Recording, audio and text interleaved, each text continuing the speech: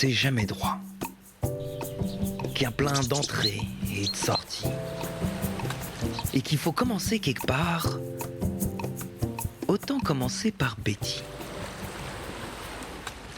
Tout le monde finit par dire qu'elle a le gène têtu dans ses veines. Elle l'a eu dès son premier pas sur une plage noire ébène, dans une contrée fort lointaine, à l'abri d'un ciel mi-lunaire.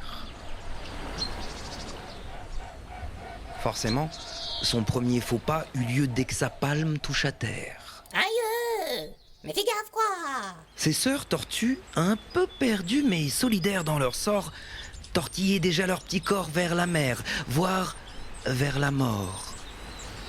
Voir l'océan avant de mourir. Une de ces chances comme porte-plaisance. Non, Betty, ça lui disait trop rien.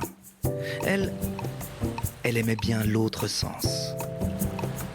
Loin de toute cette circulation, à l'abri de l'agitation. Un autre chemin l'appelait, le sien, sans cesse à faire sécession. Ah, ça se fait pas, ouais, c'est pas faux.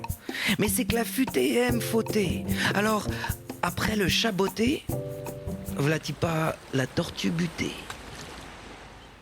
Bon, déjà, une tortue à la base, faut jamais trop la contrarier. Au mieux, bon, rien. Mais au pire, dis au revoir à ton doigt de pied. T'auras beau être un mur qu'elle viendra te cogner. Et des têtus comme Betty, c'est le haut du panier.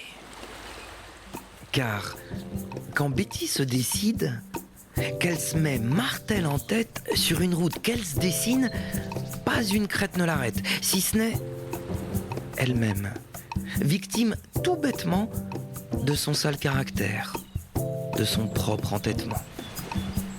Heureusement, la Betty a d'autres cordes à son arc. Un énorme appétit pour chaque chose qu'elle remarque. Une curiosité telle que chaque nouvelle l'affole. Heureusement, il y a la vie, la plus belle des écoles, pour s'ouvrir, pour souffrir, pour s'offrir en sifflant. Pour apprendre à guérir et s'élever en tombant. La vie est effrontée, mais pour mieux l'affronter, Betty compte toujours sur sa curiosité. Car un rien l'intéresse. Rien faisant partie de tout, du coup, tout la regarde. Ah, elle s'ennuie pas beaucoup. Mais c'est quoi ce bidule? Pourquoi c'est pas un truc?